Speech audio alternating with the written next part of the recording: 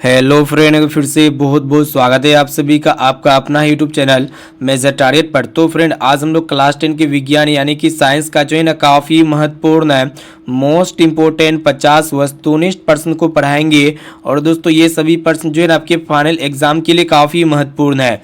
तो फ्रेंड, अगर आप भी इस बार मैट्रिक के बोर्ड एग्जाम देने वाले 2023 में, तो ये क्लास को बिल्कुल शुरू से लेकर आखिरी तक जरूर कीजिएगा, क्योंकि आज के इस वीडियो में हम लोग जो है दोस्तों पूरे बुक का यहाँ पे निचोड़ क्वेश्चंस को लेके आ चुके हैं। यानी कि ये 50% जो है ना आपके बोर्ड एग्जाम में काफ़ी सारे प्रश्न इसी वीडियो से रहने वाला है, इसलिए क्लास को बिल्कुल शुरू से लेकर आखिरी तक जरूर कीजिएगा। और दोस्तों जो भी विद्यार्थी अभी तक वीडियो को लाइक नहीं किए ना, तो प्लीज़ दोस्तों जल्दी से आप फटाफट से वीडियो को लाइक कर दीजिएगा। और दोस्तों चैनल पर नए हैं ना, तो प्लीज़ दोस्तों जल्दी से आप फटाफट से चैनल को सब्सक्राइब कर लीजिएगा, साथ में नोटिफिकेशन बेल आइकन को प्रेस करके ऑल पर जरूर सेलेक्ट कर लीजिएगा। और दोस्तों जो भी विद्यार्थी अभी तक हमारे व्हाट्सएप ग्रुप में नहीं जुड़े हैं, तो जल्दी से आप फटाफट से मेरा व्हाट्सएप नंबर को नोट कीजिए। मेरा व्हाट्सएप नंबर है 6206076569। इस नंबर को सेव कीजिए। आप बोलिए कि सर हमें व्हाट्सएप ग्रुप में जोड़ दीजिए, तो हम जो है ना आपको व्हाट्सएप ग्रुप में जोड़ देंगे। ठीक है, व्हाट्सएप ग्रुप में जुड़ने से काफ़ी सारे बेनिफिट्स आपको मिलेगा, यानी कि व्हाट्सएप ग्रुप में जुड़ने के बाद ही पता चलेगा। ठीक है, तो क्लास काफ़ी इंपॉर्टेंट, क्लास को बिल्कुल शुरू से लेकर आखिरी तक जरूर कीजिएगा। ठीक है, तो चलिए दोस्तों देखते हैं यहाँ पे आज के फर्स्ट नंबर प्रश्न से, जो कि आपके बोर्ड एग्जाम के लिए काफी महत्वपूर्ण है।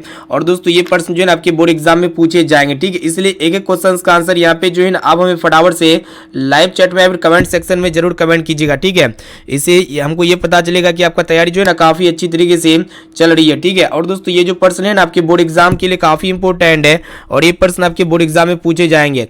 तो फ्रेंड, प्रश्न एक रहा है कि आपको बताना है कि रसायन स्वपोषण के अंतर्गत मुख्यतः कौन आते हैं। काफी इंपॉर्टेंट प्रश्न है।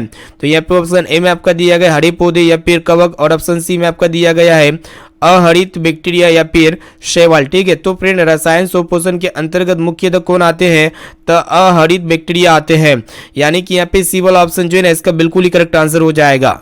और दोस्तों आपके एग्जाम में एक प्रश्न ये भी पूछे आते हैं कि सभी हरे पौधे क्या कहलाते हैं, तो स्वपोषण कहलाते हैं। अब चलिए फ्रेंड देखते हैं यहाँ पे नेक्स्ट क्वेश्चन को देखिएगा, जो कि बहुत इंपॉर्टेंट है, इसलिए जो है ना एक एक क्वेश्चन का आंसर जो है ना आप हमें जल्दी से फटाफट से यहाँ पे कमेंट सेक्शन में जरूर बताइएगा, और कोशिश कीजिएगा एक एक क्वेश्चन को अच्छी तरीके से याद करने का। तो फ्रेंड यहाँ पे दूसरा नंबर प्रश्न क्या करा है कि आपको बताना है कि निम्न में परजीवी पादप का उदाहरण है। तो देख सकते हैं यहाँ पे ऑप्शन ए में आपका दिया गया बैक्टीरिया या फिर कवक, और ऑप्शन सी में आपका दिया गया विषाणु या फिर आपका कसकुटा। ठीक है, तो फ्रेंड यहाँ पे परजीवी पादप सबसे पहले समझ लीजिए, परजीवी दूसरे जीव के संपर्क में रहकर अपना भोजन प्राप्त करते हैं, तो उसी को हम लोग परजीवी पादप कहते हैं। तो यहाँ पे परजीवी पादप जो होगा ना दोस्तों कसकुटा हो जाएगा। और इनके साथ साथ और एक चीज होता है, जैसे यहाँ पे पक्षीना भी क्या आते हैं, परजीवी पादप के अंतर्गत आते हैं। ठीक है, चलिए फ्रेंड देखते हैं यहाँ पे नेक्स्ट क्वेश्चन की तरफ बढ़ चलते हैं, जो कि बहुत इंपॉर्टेंट है। तो फ्रेंड प्रश्न एक रहा है कि आपको बताना है कि प्रकृति में ऑक्सीजन का संतुलन कैसे बना रहता है। ठीक है, तो यहाँ पे ऑप्शन ए में आपका दिया गया है संयोजन क्रिया के द्वारा या फिर प्रकाश संश्लेषण के द्वारा या फिर अपघटन के द्वारा या फिर इनमें से कोई नहीं। ठीक है, तो प्रकृति में जो ऑक्सीजन का संतुलन बनाया रहता है ना दोस्तों, किसके द्वारा बनाया रहता है, प्रकाश संश्लेषण के द्वारा बनाया रहता है। और दोस्तों ये प्रकाश संश्लेषण की क्रिया कब होती है, तो दिन के समय होती है, यानी कि यहाँ पे इसका बी वाला ऑप्शन जो है ना बिल्कुल ही करेक्ट आंसर हो जाएगा। अब चलिए फ्रेंड देखते हैं यहाँ पे चौथा नंबर प्रश्न, जो कि बहुत इंपॉर्टेंट है। तो फ्रेंड काफी महत्वपूर्ण प्रश्न है, यहाँ पे आपको बताना है कि आंत्ररस कहाँ से स्रावित होता है।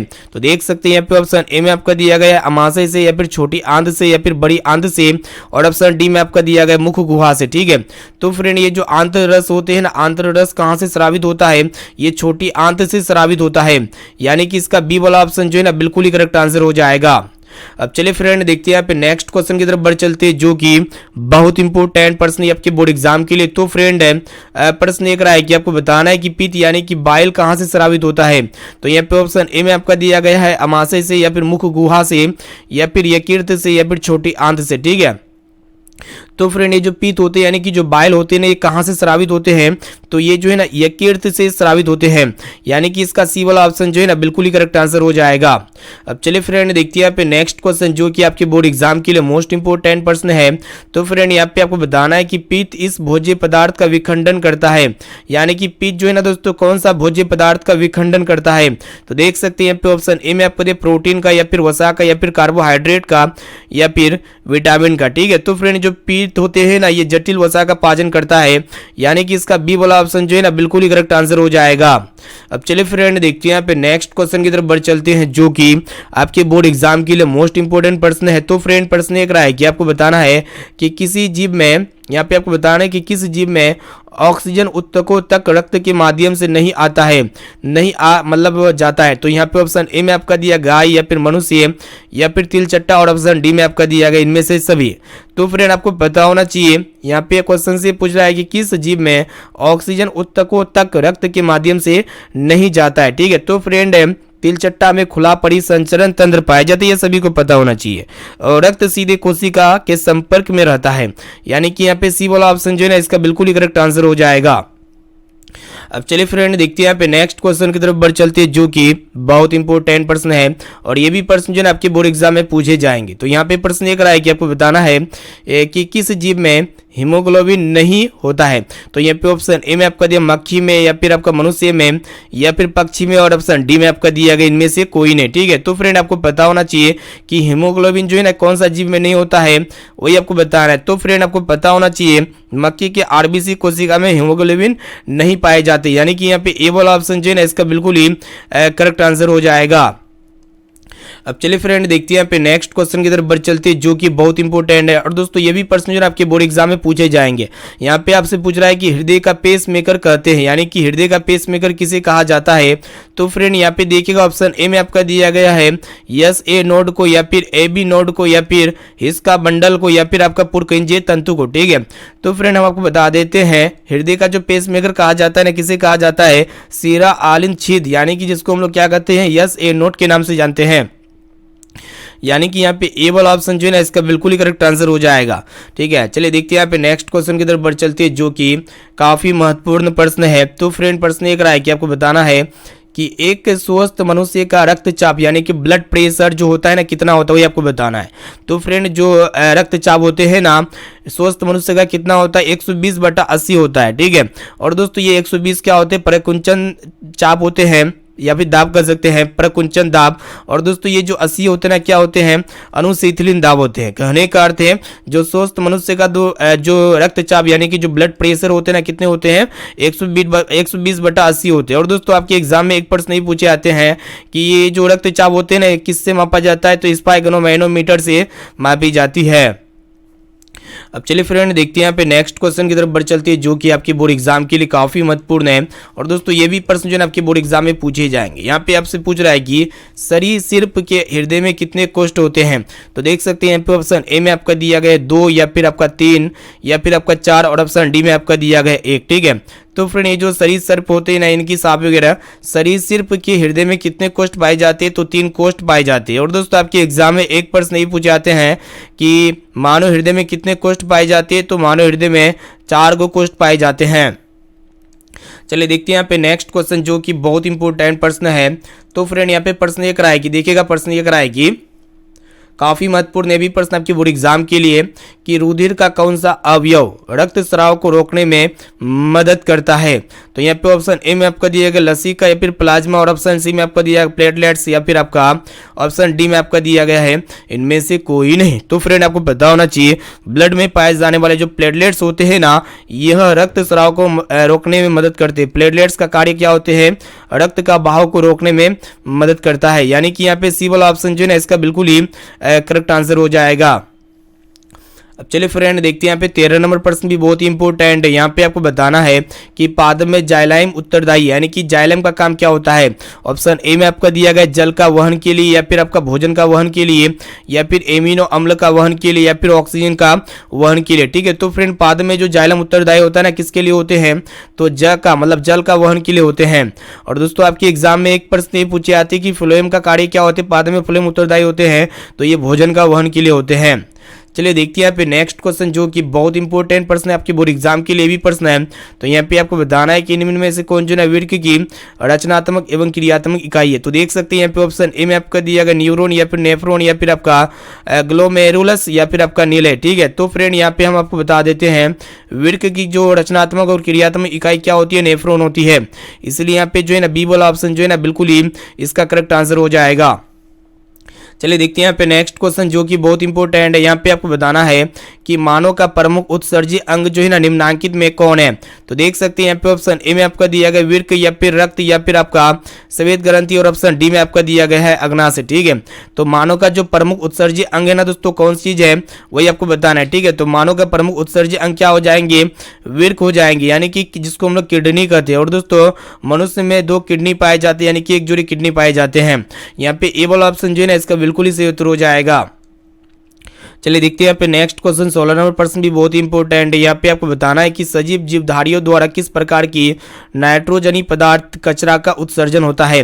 तो यहाँ पे ऑप्शन ए में आपका दिया गया एमिनो अम्ल का या फिर यूरिक अम्ल का या फिर यूरिया का और ऑप्शन डी में आपका दिया इनमें से सभी। ठीक है, तो फ्रेंड सजीव जीवधारियों द्वारा जो है ना दोस्तों एमिनो अम्ल, यूरिक अम्ल और यूरिया, ये तीनों का नाइट्रोजनी पदार्थ कचरा का उत्सर्जन होता है, यानी कि यहाँ पे इसका डी वाला ऑप्शन जो है ना बिल्कुल ही करेक्ट आंसर हो जाएगा। अब चलिए फ्रेंड देखते हैं यहाँ पे 17 नंबर प्रश्न भी बहुत ही इंपॉर्टेंट है। यहाँ पे आपको बताना है कि पौधों में उत्सर्जित पदार्थ है। ठीक है, तो फ्रेंड पौधों में उत्सर्जित पदार्थ क्या क्या होते हैं, जैसे कि गोंद होते हैं, टैनिन होते हैं और रेजिन होते हैं। ठीक है, ये सभी क्या होते हैं, पौधे का प्रमुख उत्सर्जित पदार्थ होते हैं, यानी कि यहाँ पे डी वाला ऑप्शन जो है ना इसका बिल्कुल ही करेक्ट आंसर हो जाएगा। अब चलिए फ्रेंड देखते हैं यहाँ पे नेक्स्ट क्वेश्चन जो कि बहुत ही इंपॉर्टेंट है। यहाँ पे आपको बताना है कि मनुष्य में वृक्क निम्न में से किससे संबंधित है। काफी सिंपल प्रश्न है। तो यहाँ पे ऑप्शन ए में आपका दिया पोषण से या फिर श्वसन से या फिर परिवहन से या फिर आपका उत्सर्जन से। ठीक है, तो फ्रेंड मनुष्य में जो वृक्क संबंधित है ना किससे है, तो उत्सर्जन से संबंधित है, यानी कि इसका डी वाला ऑप्शन जो है ना बिल्कुल ही करेक्ट आंसर हो जाएगा। चलिए देखते हैं यहाँ पे अगला प्रश्न की तरफ बढ़ चलते हैं जो कि काफी महत्वपूर्ण है। यहाँ पे आपको बताना है कि यूरिया का निर्माण होता है, यानी कि यूरिया का निर्माण कहाँ पे होता है। तो यहाँ पे ऑप्शन ए में आपका दिया गया किडनी में या फिर यकृत में या फिर अमाशय में या फिर अग्नाशय में। ठीक है, तो फ्रेंड ये जो यूरिया का जो निर्माण होता है ना कहाँ पे होता है, तो यकृत में होते हैं, यानी कि इसका बी वाला ऑप्शन जो है ना बिल्कुल ही करेक्ट आंसर हो जाएगा। अब चलिए फ्रेंड देखते हैं यहाँ पे नेक्स्ट क्वेश्चन जो कि बहुत इंपॉर्टेंट है। यहाँ पे आपको बताना है कि यहाँ पे देखिएगा कि अमोनिया का यूरिया में परिवर्तन शरीर में कहाँ होता है। काफी इंपॉर्टेंट प्रश्न है। तो यहाँ पे आपको बताना है कि अमोनिया का यूरिया में परिवर्तन शरीर में कहाँ पे होता है। ऑप्शन ए में आपका दिया गया यकृत में या फिर वृक्क में या फिर प्लीहा में या फिर अमाशय में। ठीक है, तो फ्रेंड हम आपको बता देते हैं यकृत में एमिनो एसिड से नाइट्रोजन अलग होकर के यूरिया में परिवर्तन हो जाता है, यानी कि यकृत में क्या होती है कि एमिनो अम्ल जो होते हैं, एमिनो अम्ल का यूरिया में परिवर्तन शरीर में कहां पे होता है, यकृत में होता है, यानी कि इसका ए वाला ऑप्शन जो है ना बिल्कुल ही करेक्ट आंसर हो जाएगा। अब चलिए फ्रेंड देखते हैं यहाँ पे नेक्स्ट क्वेश्चन। उससे पहले जो भी विद्यार्थी अभी तक इस क्लास को लाइक नहीं किया ना तो प्लीज दोस्तों जल्दी से फटाफट से वीडियो को लाइक कर दीजिएगा। और दोस्तों चैनल पर नए हैं ना तो प्लीज दोस्तों चैनल को सब्सक्राइब कर लीजिएगा। और ये क्लास काफी इंपॉर्टेंट है, क्लास को बिल्कुल शुरू से लेकर आखिरी तक जरूर कीजिएगा। और दोस्तों एक एक क्वेश्चन का आंसर जो है ना आप हमें कमेंट सेक्शन में जाके जरूर बताइएगा, इससे हमको ये पता चलेगा कि आपका तैयारी जो है ना काफी अच्छी तरीके से चल रही है। और दोस्तों इसका पीडीएफ जो है ना हम आपको वीडियो में देंगे अपने वेबसाइट में, वहां से पीडीएफ को जो है ना फ्री ऑफ कॉस्ट डाउनलोड कर सकते हैं। चलिए देखते हैं यहाँ पे नेक्स्ट क्वेश्चन क्या कराएगी। यहाँ पे आपको बताना है कि मछलियों में उत्सर्जित पदार्थ क्या है। तो यहाँ पे ऑप्शन ए में आपका दिया गया है अमोनिया या फिर यूरिया या फिर यूरिक अम्ल, और ऑप्शन डी में आपका दिया गया है एमिनो अम्ल। ठीक है, तो फ्रेंड मछलियों में जो उत्सर्जित पदार्थ है ना दोस्तों क्या चीज है वही आपको बता रहा है, यानी कि अमोनिया है मछली का प्रमुख उत्सर्जित पदार्थ। यहाँ पे ए वाला ऑप्शन जो है ना इसका बिल्कुल ही करेक्ट आंसर हो जाएगा। अब चलिए फ्रेंड देखते हैं यहाँ पे नेक्स्ट क्वेश्चन की तरफ बढ़ चलती है जो कि बहुत इंपॉर्टेंट है। और दोस्तों ये भी प्रश्न जो है ना आपके बोर्ड एग्जाम में पूछे जाएंगे, ठीक है, इसलिए एक एक क्वेश्चन को अच्छी तरीके से याद कर लीजिएगा। तो फ्रेंड प्रश्न एक रहा है कि आपको बताना है कि अक्रिय तत्व कौन है। तो देख सकते हैं ऑप्शन ए में आपका दिया गया कार्बन या फिर हीलियम या फिर सोना, और ऑप्शन डी में आपका दिया गया है हाइड्रोजन। ठीक है, तो फ्रेंड यहाँ पे आपको पता होना चाहिए ये जो हीलियम होते हैं ना अक्रिय तत्व होते हैं। ठीक है, और दोस्तों गुब्बारों में कौन सी गैस भरी जाती है, तो हीलियम गैस का उपयोग किया जाता है गुब्बारों में, जितने भी गुब्बारा वगैरह होते हैं। ठीक है, यानी कि इसका बी वाला ऑप्शन जो है ना बिल्कुल ही करेक्ट आंसर हो जाएगा। और दोस्तों आपके एग्जाम में एक प्रश्न नहीं पूछे आते कि दुनिया का सबसे हल्की गैस कौन सी होती है, तो ये हाइड्रोजन गैस होती है, साथ में इसे भी आपको याद होना चाहिए। चलिए देखते हैं यहाँ पे नेक्स्ट क्वेश्चन जो कि आपके बोर्ड एग्जाम के लिए काफी महत्वपूर्ण है। यहाँ पे आपको बताना है कि वर्ग 2 के तत्व कहे जाते हैं। ठीक है, तो फ्रेंड वर्ग 2 के तत्व क्या कहे जाते हैं, क्षारीय मृदा धातु कहे जाते हैं, इसे आपको याद होना चाहिए, यानी कि इसका ए वाला ऑप्शन जो है ना बिल्कुल ही करेक्ट आंसर हो जाएगा। चलिए देखते हैं यहाँ पे नेक्स्ट क्वेश्चन की तरफ बढ़ चलते हैं जो कि बहुत इंपॉर्टेंट प्रश्न है। ये भी प्रश्न जो है ना आपके बोर्ड एग्जाम में पूछे जाएंगे। तो यहाँ पे आपको बताना है कि वर्ग 17 के तत्व कहलाते हैं, काफी इंपॉर्टेंट प्रश्न है। तो फ्रेंड वर्ग 17 के तत्व क्या कहलाते हैं, तो हेलोजन कहलाते हैं, यानी कि इसका बी वाला ऑप्शन जो है ना बिल्कुल ही करेक्ट आंसर हो जाएगा। चलिए देखते हैं यहाँ पे नेक्स्ट क्वेश्चन जो कि बहुत इंपॉर्टेंट प्रश्न है। तो फ्रेंड यहाँ पे आपको बताना है कि वर्ग 1, 2 और 13 से 17 तक के सभी तत्व क्या कहे जाते हैं। काफी इंपॉर्टेंट प्रश्न है। तो फ्रेंड वर्ग 1, 2 और 13 से 17 तक के सभी तत्वों को क्या कहते हैं? प्रतिनिधि तत्व कहते हैं, यानी कि इसका सी वाला ऑप्शन जो है ना बिल्कुल ही करेक्ट आंसर हो जाएगा। अब चलिए फ्रेंड देखते हैं यहाँ पे नेक्स्ट क्वेश्चन की तरफ बढ़ चलते हैं, जो कि बहुत इंपॉर्टेंट प्रश्न है। ये भी प्रश्न जो है आपके बोर्ड एग्जाम में पूछे जाएंगे। तो यहाँ पे आपको बताना है कि वर्ग 1 और 2 के तत्व कहे जाते हैं। फटाफट से इसका कमेंट सेक्शन में बताइए कि वर्ग 1 और 2 के तत्व क्या कहे जाते हैं। तो फ्रेंड एस ब्लॉक एलिमेंट कहे जाते हैं, जो कि यहाँ पे एस ब्लॉक यहाँ पे ऑप्शन ए में होगा। एस ब्लॉक यहाँ पे कर दीजिएगा, यानी कि यहाँ पे ए वाला ऑप्शन जो है ना इसका बिल्कुल ही करेक्ट आंसर हो जाएगा। चलिए देखते हैं यहाँ पे नेक्स्ट क्वेश्चन, जो कि बहुत इंपॉर्टेंट प्रश्न है। तो फ्रेंड यहाँ पे आपको बताना है कि निम्न में कौन एल्कोहल पेय के लिए उपयुक्त है। तो यहाँ पे ऑप्शन ए में आपका दिया गया मेथनॉल या फिर एथेनॉल या फिर प्रोपेनॉल या फिर हेक्सोनॉल। ठीक है, तो फ्रेंड आपको बता देते हैं यहाँ पे जो है ना एथेनॉल पेय के लिए उपयुक्त है, यानी कि यहाँ पे इसका बी वाला ऑप्शन जो है ना बिल्कुल ही करेक्ट आंसर हो जाएगा। चलिए देखते हैं यहाँ पे नेक्स्ट क्वेश्चन, जो कि बहुत इंपॉर्टेंट प्रश्न है। तो फ्रेंड यहाँ पे आपको बताना है कि निम्न में जो है ना कौन कमरे के तापक्रम पर द्रव है। तो यहाँ पे ऑप्शन ए में आपका दिया गया मीथेन या फिर इथेन या फिर एथाइल या फिर एथेनॉल। ठीक है, तो कमरे के तापक्रम पर द्रव कौन है वही आपको बताना है। तो एथेनॉल है, इसे आपको याद होना चाहिए। इसका डी वाला ऑप्शन जो है ना बिल्कुल ही करेक्ट आंसर हो जाएगा। और दोस्तों आपके एग्जाम में एक प्रश्न भी पूछा जाता है कि कौन ऐसा अधातु है जो कमरे के तापक्रम पर द्रव अवस्था में पाई जाती है। तो वो होता है क्या दोस्तों? ब्रोमीन। ब्रोमीन एक ऐसा धातु होते हैं जो कमरे के तापमान में द्रव अवस्था में पाई जाती है। और दोस्तों जो पारा होते हैं ना, ये धातु होते हैं जो कमरे के तापमान में द्रव अवस्था में पाई जाती है। चलिए देखिए यहाँ पे नेक्स्ट क्वेश्चन, जो कि बहुत इंपॉर्टेंट प्रश्न है। तो फ्रेंड यहाँ पे आपको बताना है कि एल्कोहल में कौन सा तत्व उपस्थित नहीं है। तो यहाँ पे ऑप्शन ए में आपका दिया गया कार्बन या फिर ऑक्सीजन या फिर नाइट्रोजन, और ऑप्शन डी में आपका दिया गया है हाइड्रोजन। तो फ्रेंड आपको बता देते हैं एल्कोहल में जो है ना कौन सा तत्व उपस्थित नहीं होते हैं वही आपको बताना है। ठीक है, तो नाइट्रोजन जो है ना एल्कोहल में उपस्थित नहीं होते। और दोस्तों आपके एग्जाम में एक प्रश्न भी पूछे जाते हैं कि वायुमंडल में नाइट्रोजन कितना प्रतिशत पाई जाती है। तो वायुमंडल में नाइट्रोजन जो है दोस्तों 78% पाई जाती है। ठीक है, इसे भी आपको याद होना चाहिए। चलिए देखते हैं यहाँ पे नेक्स्ट क्वेश्चन की तरफ बढ़ चलती है, जो कि बहुत इंपॉर्टेंट प्रश्न है। तो फ्रेंड यहाँ पे 30 नंबर प्रश्न क्या कराएगी, यहाँ पे आपको बताना है कि सबसे अधिक उपयोगी एल्कोहल कौन है। तो यहाँ पे ऑप्शन ए में आपका दिया मेथनॉल या फिर एथेनॉल या फिर डिटोल या फिर ग्लिसरॉल। ठीक है, तो यहाँ पे सबसे अधिक उपयोगी एल्कोहल कौन है वही आपको बताना है। तो एथेनॉल है, इसे आपको याद होना चाहिए। इसका बी वाला ऑप्शन जो है ना बिल्कुल ही करेक्ट आंसर हो जाएगा। चलिए देखते हैं यहाँ पे नेक्स्ट क्वेश्चन की तरफ बढ़ चलते हैं। 31 नंबर प्रश्न भी बहुत इंपॉर्टेंट है। यहाँ पे आपको बताना है कि सोडियम के टुकड़ों को एथेनॉल में डालने पर कौन सा गैस निकलती है। काफी इंपॉर्टेंट प्रश्न है। तो फ्रेंड सोडियम का जो टुकड़ा होता है ना, इसको एथेनॉल में डालेंगे तो कौन सा गैस निकलेगी तो हाइड्रोजन गैस निकलेगी, यानी कि इसका ए वाला ऑप्शन जो है ना बिल्कुल ही करेक्ट आंसर हो जाएगा। और दोस्तों ये जो सोडियम होती है ना, इसे हम लोग क्या करते हैं, किरोसिन तेल में डुबोकर रखते हैं। चलिए देखते हैं यहाँ पे नेक्स्ट क्वेश्चन की तरफ बढ़ चलती है, जो कि बहुत इंपॉर्टेंट प्रश्न है। तो फ्रेंड यहाँ पे आपको बताना है कि निम्न में कौन जो है ना एथेनोइक अम्ल का तनु घोल है। तो यहाँ पे ऑप्शन ए में आपका सिरका या फिर फॉर्मेलिन या फिर क्लोरोफॉर्म या फिर आपका फिनाइल। ठीक है, तो हम आपको बता देते हैं दोस्तों, यहाँ पे जो एथेनोइक अम्ल का जो तनु घोल है ना, सिरका है, इसे आपको याद होना चाहिए, यानी कि इसका ए वाला ऑप्शन जो है ना बिल्कुल ही करेक्ट आंसर हो जाएगा। चलिए देखते हैं यहाँ पे नेक्स्ट क्वेश्चन, जो कि बहुत इंपॉर्टेंट प्रश्न है।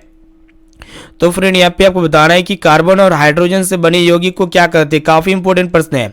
तो यहाँ पे देखिएगा दोस्तों, कार्बन और हाइड्रोजन से बने यौगिक को हम लोग क्या कहते हैं, हाइड्रोकार्बन कहते हैं। और दोस्तों सबसे सरलतम हाइड्रोकार्बन कौन है, मीथेन है, इसे आपको साथ में याद होना चाहिए। आपके एग्जाम में प्रश्न पूछे जाते हैं। ठीक है, चलिए देखते हैं यहाँ पे नेक्स्ट क्वेश्चन, जो कि बहुत इंपॉर्टेंट प्रश्न है। 34 नंबर प्रश्न ये कराएगी, आपको बताना है कि दोहरे आवंत वाले हाइड्रोकार्बन को क्या कहते हैं। दोहरे आवंत मतलब होता है डबल बॉन्डिंग वाले, मतलब डबल बॉन्डिंग हाइड्रोकार्बन को हम लोग क्या कहते हैं वही आपको बताना है। ठीक है, तो एल्कीन कहते हैं। क्या कहते हैं दोस्तों, एल्कीन। इसलिए यहाँ पे जो है ना ए वाला ऑप्शन जो है ना इसका बिल्कुल ही करेक्ट आंसर हो जाएगा। चलिए देखिए यहाँ पे नेक्स्ट क्वेश्चन, जो कि बहुत इंपॉर्टेंट प्रश्न है। तो फ्रेंड यहाँ पे आपको बताना है कि देखिएगा प्रश्न ये कराए कि संतृप्त यौगिक में क्या होते हैं, द्विबंधित होते हैं या फिर त्रिबंधन होते हैं या फिर एकल बंधन होती है या फिर उपयुक्त सभी। तो फटाफट से बताइए, जो संतृप्त यौगिक होते हैं ना उसमें क्या होते हैं, एकल बंधन होते हैं, यानी कि यहाँ पे ऑप्शन सी में आपका दिया गया सिंगल बॉन्डिंग जिसको कहते हैं। यहाँ पे सी वाला ऑप्शन जो है ना इसका बिल्कुल ही करेक्ट आंसर हो जाएगा। चलिए देखते हैं यहाँ पे नेक्स्ट क्वेश्चन। तो फ्रेंड यहाँ पे 36वां प्रश्न भी बहुत इंपॉर्टेंट है। यहाँ पे आपको बताना है कि निम्न में से कौन सा जो है ना दोस्तों असंतृप्त हाइड्रोकार्बन है। तो यहाँ पे असंतृप्त हाइड्रोकार्बन जो होगा ना क्या होगा, C2H4 होगा, यानी कि यहाँ पे सी वाला ऑप्शन जो है ना इसका बिल्कुल ही करेक्ट आंसर हो जाएगा। चलिए देखते हैं यहाँ पे नेक्स्ट क्वेश्चन जो कि बहुत इंपॉर्टेंट प्रश्न है। तो यहाँ पे आपको बताना है कि शुद्ध सोना है। तो फ्रेंड है जो शुद्ध सोने होते हैं ना उससे आभूषण नहीं बनाए जाते, और जो शुद्ध सोना होता है कितने कैरेट का होता है, तो 24 कैरेट का होता है। ठीक है, इसे आपको याद होना चाहिए, यानी कि यहाँ पे इसका सी वाला ऑप्शन जो है ना बिल्कुल ही करेक्ट आंसर हो जाएगा। चलिए देखते हैं यहाँ पे नेक्स्ट क्वेश्चन जो कि बहुत इंपॉर्टेंट प्रश्न है आपके बोर्ड एग्जाम के लिए। तो फ्रेंड है प्रश्न एक रहा है कि आपको बताना है कि मिश्र धातु कांसा होते हैं। ठीक है, तो फ्रेंड जो मिश्र धातु कांसा होते हैं ना वो क्या होते हैं, अति चालक होते हैं, यानी कि यहाँ पे सी वाला ऑप्शन जो है ना इसका बिल्कुल ही करेक्ट आंसर हो जाएगा। चलिए देखते हैं यहाँ पे नेक्स्ट क्वेश्चन जो कि बहुत इंपॉर्टेंट प्रश्न है। यहाँ पे आपको बताना है कि पित्तल है। तो फ्रेंड आपको पता होना चाहिए पित्तल जो होते हैं ना कॉपर और जिंक का क्या होते हैं, मिश्र धातु होते हैं, जो कि यहाँ पे सी वाला ऑप्शन में दिया गया है मिश्र धातु, यानी कि यहाँ पे सी वाला ऑप्शन जो है ना बिल्कुल ही करेक्ट आंसर हो जाए। चलिए देखिए यहाँ पे अगला प्रश्न है जो कि बहुत इंपॉर्टेंट प्रश्न है। तो फ्रेंड है प्रश्न एक रहा है कि आपको बताना है कि इस्पात में कितना प्रतिशत कार्बन है। ठीक है, तो फ्रेंड इस्पात में जो है ना कितना प्रतिशत कार्बन है, तो 2% कार्बन पाए जाते हैं इस्पात में, यानी कि इसका डी वाला ऑप्शन जो है ना बिल्कुल ही करेक्ट आंसर हो जाएगा। चलिए देखिए यहाँ पे नेक्स्ट क्वेश्चन जो कि बहुत इंपॉर्टेंट है। यहाँ पे आपको बताना है कि आभूषण बनाने वाला सोना होता है। तो देख सकते हैं यहाँ पे ऑप्शन ए में आपको दिया 22 कैरेट का, या फिर 24 कैरेट का, या फिर 16 कैरेट का, या फिर 15 कैरेट का। ठीक है, तो फ्रेंड जो आभूषण बनाने वाला जो सोना होता है ना कितना कैरेट का होता है, तो 22 कैरेट का होता है। ठीक है, और दोस्तों आपके एग्जाम में एक प्रश्न ये पूछे आते हैं कि 1 ग्राम सोना से कितना किलोमीटर लंबा तार खींचा जा सकता है, तो 2 किलोमीटर लंबा तार खींचा जा सकता है। चलिए देखते हैं यहाँ पे नेक्स्ट क्वेश्चन जो कि बहुत इंपॉर्टेंट प्रश्न ये भी बोर्ड एग्जाम के लिए। तो फ्रेंड यहाँ पे आपको बताना है कि भोजन से हमें मिलती है, यानी कि भोजन से हमें क्या मिलती है, जैविक प्रक्रमों के लिए ऊर्जा मिलती है और शारीरिक कार्यकलापों के लिए ऊर्जा मिलती है, यानी कि ये दोनों मिलती है, जो कि यहाँ पे सी ऑप्शन में दिया गया है। यहाँ पे सी वाला ऑप्शन जो है ना बिल्कुल ही करेक्ट आंसर हो जाएगा। चलिए देखते हैं यहाँ पे नेक्स्ट क्वेश्चन जो कि बहुत इंपॉर्टेंट है। यहाँ पे आपको बताना है कि वाहनों में ईंधन के रूप में आवश्यक है। ठीक है, तो फ्रेंड वाहनों में ईंधन के रूप में क्या क्या आवश्यक होते हैं, पेट्रोल आवश्यक होते हैं और प्राकृतिक गैस आवश्यक होते हैं। प्राकृतिक गैस में जैसे कि क्या हो जाएगा, CNG आवश्यक होगा। ठीक है, तो ये दोनों आवश्यक होते हैं, जो कि यहाँ पे सी वाला ऑप्शन में दिया गया है, यानी कि यहाँ पे सी वाला ऑप्शन जो है ना बिल्कुल ही करेक्ट आंसर हो जाएगा। और दोस्तों आपके एग्जाम में एक प्रश्न भी पूछे आते हैं कि CNG का उपयोग कहाँ किया जाता है, तो भारी वाहनों में किया जाता है, भारी वाहनों में जो है ना CNG का उपयोग किया जाता है। चलिए देखते हैं यहाँ पे नेक्स्ट क्वेश्चन की तरफ बढ़ चलते हैं जो कि बहुत इंपॉर्टेंट प्रश्न है। तो फ्रेंड यहाँ पे आपको बताना है कि डीजल का उपयोग होता है। ठीक है, तो डीजल का उपयोग कहाँ पे होता है दोस्तों, डीजल का उपयोग भारी वाहनों में होता है, रेल के इंजनों में होता है और विद्युत उत्पादन में होता है, यानी कि सभी में होता है, यानी कि यहाँ पे डी वाला ऑप्शन जो है ना बिल्कुल ही करेक्ट आंसर हो जाएगा। चलिए देखते हैं यहाँ पे नेक्स्ट क्वेश्चन की तरफ बढ़ चलती है जो कि बहुत इंपॉर्टेंट है। तो यहाँ पे आपको बताना है कि कार्य करने की क्षमता को क्या कहते हैं, काफी सिंपल प्रश्न है। तो फ्रेंड कार्य करने की क्षमता को क्या कहते हैं, ऊर्जा कहते हैं। और दोस्तों ऊर्जा का ऐसे मतलब क्या होते हैं, जूल होते हैं, साथ में इसे भी आपको याद होना चाहिए। ये भी प्रश्न आपके बोर्ड एग्जाम के लिए काफी महत्वपूर्ण है। और दोस्तों ये कार्य का ऐसे मतलब क्या होते हैं, वाट होते हैं। और दोस्तों बल का ऐसे मतलब क्या होते हैं, न्यूटन होते हैं। ठीक है, चलिए देखते हैं यहाँ पे नेक्स्ट क्वेश्चन जो कि बहुत इंपॉर्टेंट है। यहाँ पे आपको बताना है कि विद्युत शक्ति का ऐसा मात्रक होता है। ठीक है, तो फ्रेंड विद्युत शक्ति का ऐसा मात्रक क्या होते हैं वही आपको बताना है, वाट होते हैं, वोल्ट होते हैं, या फिर आपका जूल प्रति सेकंड होती है, या फिर जूल प्रति घंटा होते हैं। तो फटाफट से बताइए विद्युत शक्ति का ऐसा मात्रक क्या होते हैं, जूल प्रति सेकंड होते हैं, जो कि यहाँ पे सी ऑप्शन में दिया गया, यानी कि सी वाला ऑप्शन जो है ना बिल्कुल ही करेक्ट आंसर हो जाएगा। चलिए देखते हैं यहाँ पे नेक्स्ट क्वेश्चन जो कि बहुत इंपॉर्टेंट प्रश्न है। यहाँ पे आपको बताना है कि 1 किलोवाट घंटा, देखिएगा दोस्तों प्रश्न ये करा है कि 1 किलोवाट घंटा का व्यापारिक मात्रक है। तो 1 किलोवाट घंटा का जो व्यापारिक मात्रक होता है क्या होता है, यूनिट होता है, यानी कि यहाँ पे ए ऑप्शन में दिया गया, यानी कि यहाँ पे ए वाला ऑप्शन जो है ना बिल्कुल ही करेक्ट आंसर हो जाएगा। चलिए देखते हैं यहाँ पे नेक्स्ट क्वेश्चन जो कि बहुत इंपॉर्टेंट है। यहाँ पे आपको बताना है कि 1 जूल का मान होता है। ठीक है, तो फ्रेंड 1 जूल का मान कितना होता है, तो 0.24 कैलोरी होता है, 0.24 कैलोरी, जो कि यहाँ पे बी ऑप्शन में दिया गया है, यानी कि यहाँ पे बी वाला ऑप्शन जो है ना बिल्कुल ही करेक्ट आंसर हो जाएगा। चलिए देखते हैं यहाँ पे अगला प्रश्न की तरफ बढ़ चलती है जो कि बहुत इंपॉर्टेंट है। यहाँ पे आपको बताना है कि ओम के नियम में अचर राशि क्या है। तो देख सकते हैं यहाँ पे ऑप्शन ए में आपका दिया गया प्रतिरोध, या फिर ताप, या फिर धारा, और ऑप्शन डी में आपका दिया गया इनमें से कोई नहीं। तो फ्रेंड जो ओम का नियम होता है ना, इसमें जो अचर राशि है क्या होता है, ताप होता है, यानी कि टेम्परेचर होता है, यानी कि यहाँ पे बी वाला ऑप्शन जो है ना बिल्कुल ही करेक्ट आंसर हो जाएगा। और दोस्तों ओम का नियम क्या होता है, V = IR होता है। ठीक है, चलिए देखते हैं यहाँ पे नेक्स्ट क्वेश्चन और लास्ट नंबर प्रश्न को देख लेते हैं, जो कि बहुत इंपॉर्टेंट प्रश्न है आपकी बोर्ड एग्जाम के लिए। तो यहाँ पे आपको बताना है कि ओम के नियम में विद्युत धारा और विभवांतर के बीच खींचा गया जो आलेख होता है ना, कैसा होता है, सरल रेखा होता है या फिर वक्र रेखा या फिर और भी दोनों या फिर इनमें से कोई नहीं। ठीक है, तो फ्रेंड ओम के नियम में जो विद्युत धारा और विभवांतर के बीच जो खींचा गया रेखा होता है ना, कैसा होता है, सरल रेखा होता है। यानी कि इसका ए वाला ऑप्शन जो है ना बिल्कुल ही करेक्ट आंसर हो जाएगा। तो फ्रेंड यहाँ पे हम लोग जो है ना क्लास 10 के साइंस का काफी महत्वपूर्ण है 50 गेस वस्तुनिष्ठ प्रश्न को पढ़ा चुके हैं। तो जल्दी से आप फटाफट से कमेंट कीजिएगा कि 50% में से आपको पहले से कितना % का सही और सटीक आंसर याद था। ठीक है, इसका जवाब आपको इसी वीडियो में जाकर के कमेंट सेक्शन में बता देना है। ठीक है, ये सभी प्रश्न आपकी एग्जाम के लिए लल्लन टॉप क्वेश्चन था, जो कि 2023 के एग्जाम में 100% पूछ लिए जाएंगे। ठीक है, इसलिए एक एक क्वेश्चन को अच्छी तरीके से याद करने की कोशिश कीजिएगा। और दोस्तों यहाँ पे जो भी क्वेश्चन अगर याद ना होगा ना, तो इसका पीडीएफ हम अपने वेबसाइट पर डाल देंगे। इसका पीडीएफ जो है ना फ्री ऑफ कॉस्ट प्राप्त कर सकते हैं। ठीक है, हम आपको बताएंगे कि इसका पीडीएफ आप कैसे डाउनलोड कर सकते हैं। जैसा प्रोसेस है वैसा प्रोसेस को अपना ही आपका जो है ना दोस्तों पीडीएफ डाउनलोड हो जाएगा, या फिर हम जो है ना रात में बता देंगे कि इसका पीडीएफ आप कैसे डाउनलोड कर पाएंगे। ठीक है, और इनके साथ साथ यहाँ पे SW क्वेश्चन का आंसर क्या लगता है कि मछलियों में श्वसन होता है। देखिएगा इसका आंसर क्या लगता है, ट्रेकिया के द्वारा या फिर फेफड़े के द्वारा या फिर शरीर की सतह से या फिर क्लोम के द्वारा। तो इसका आंसर जो लगता है ना, जल्दी से आप हमें कमेंट सेक्शन में जाके जरूर बताइएगा। ठीक है, और दोस्तों जो विद्यार्थी अभी तक इस वीडियो को लाइक नहीं किए ना, तो प्लीज़ दोस्तों जल्दी से आप फटाफट से वीडियो को लाइक कर दीजिएगा। और दोस्तों चैनल पर नए हैं ना, तो प्लीज़ दोस्तों जल्दी से आप फटाफट से चैनल को भी सब्सक्राइब करके बेल आइकन को प्रेस करके जो है ना ऑल पर जरूर सेलेक्ट कर लीजिएगा। ठीक है, तो फिर मिलती है यहाँ पे 6 बजे शाम वाले क्लास में, जो कि काफ़ी धमाकेदार क्लास होगी। ठीक है दोस्तों, आज के लिए इतना ही। Thank you.